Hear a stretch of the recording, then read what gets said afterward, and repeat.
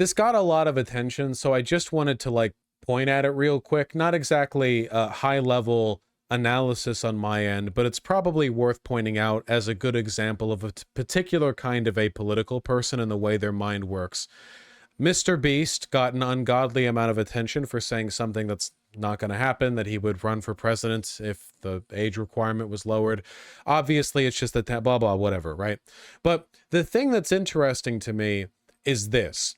I think, see, you've already made fun of it. You already know, you already get it, right? It's the way apolitical. I don't think MrBeast is fully apolitical. I also don't think MrBeast is stupid, because he's done quite a lot. He manages quite a lot. I don't think he's dumb at all. I think maybe stunted in some specific ways on account of being like YouTube the man. I think that would damage anyone's psyche. But I don't think he's cognitively deficient. If I were president, I wouldn't care about party lines. I just always truly make the American people my #1 priority. And what's interesting to me is that in an effort to simulate populist rhetoric, he says nothing in the same way that every establishment president ever has said. Donald Trump said that he would work across the aisle using his rapport as a businessman. Obama said, that he would like work with everyone in Washington to make the American. Like, this is something no politician runs on like, yeah, I'm going to be hyper partisan and I'm not going to make the American people my #1 priority. But this works with a certain group of people. I would say this works mostly with morons, but like, it's just, how do you think politics has to work to approach it in this manner? For the problems I'm ignorant on, I'd have experts from the left and right advise me on them and try to find the middle ground that's best for America. We got the enlightened centrist bit here. What do you like? On one hand, you've got some neoliberal, bureaucratic advisors, and on the other hand, you have Heritage Foundation ghouls telling you to cut all taxes and also like build death camps or whatever. I don't know how you navigate this exactly. Wouldn't be buyable. Nobody buys presidents. At this level, lobbying is rarely about, we will personally give you stuff. Because if you're a president, you kind of have the bag secured. It's about political favorability and lobbyists promising to do stuff that your donors like. Your donors are where the wealth comes from, or at least the funding of the party apparatus, right? Like, that's where that money comes from. And in order to make them happy, the lobbyists, the corporations that are lobbying you, they can promise certain favors. A good example of this would be, hello, Mr. President, I am a military industrial complex company.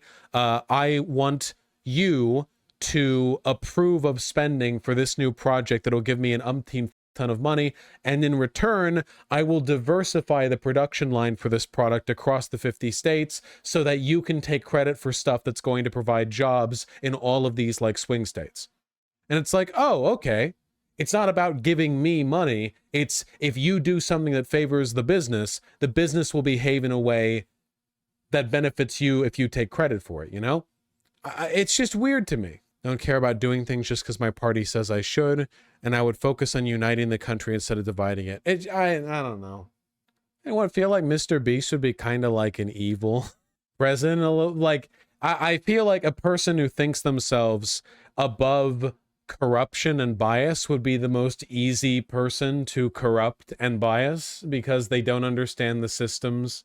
Oh, it's like Mussolini quotes. Think about how much could be solved if we just put aside our differences and worked in helping the world. Why is class conflict supposed to be inevitable?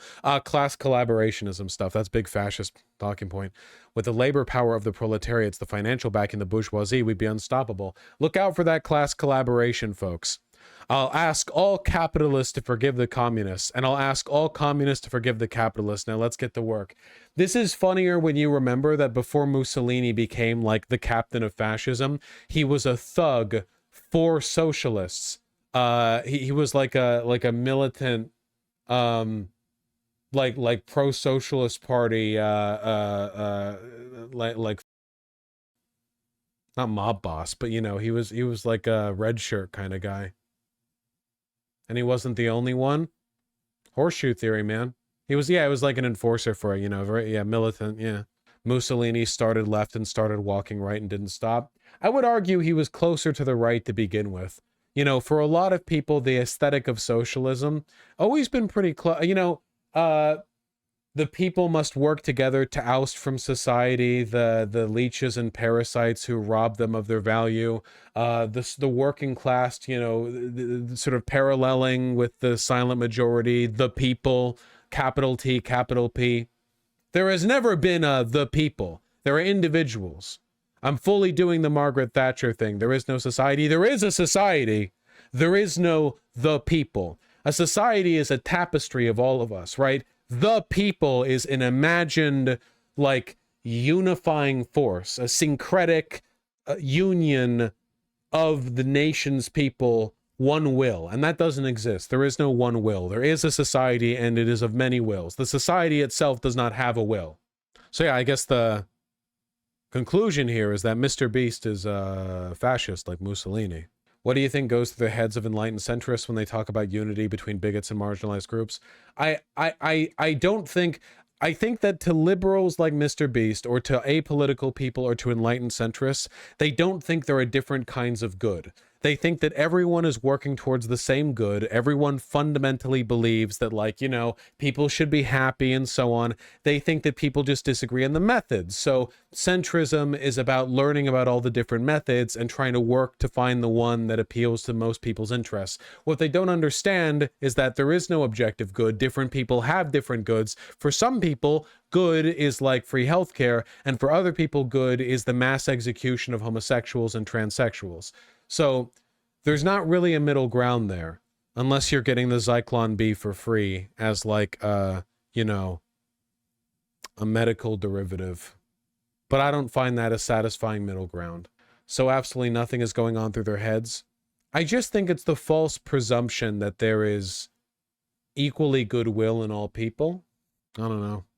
Anyway, people are mostly just making fun of him, but yeah, that's based, Masagui. Also, this point.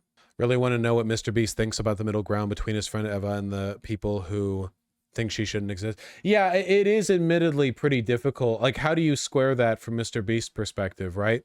Because he's been spending months now occasionally popping on Twitter going, yeah, I don't understand why all these reactionary content creators just hate my transgender friend for existing. Like, that is the right, man. That's not just like apolitical internet trolling. That is the position of the right. Does his trans friend go by Avon? I don't know. That's what this says. You can't square the circle like he tries to do. It all comes back around, doesn't it? Because MrBeast has said that he sandblasts his personality in order to make it as appealing as possible to everyone. He said that he discludes personality from his videos because if you include personality, there's a chance people won't like your personality. It makes sense. It's kind of like the enlightened centrist of content creation in a sense, right? Like, it's not just the politics. It's like his entire life. Yeah, he's smooth SpongeBob. Like, yeah, I will sandblast my policy positions until both the right and the left are happy with them. You can't do that, man.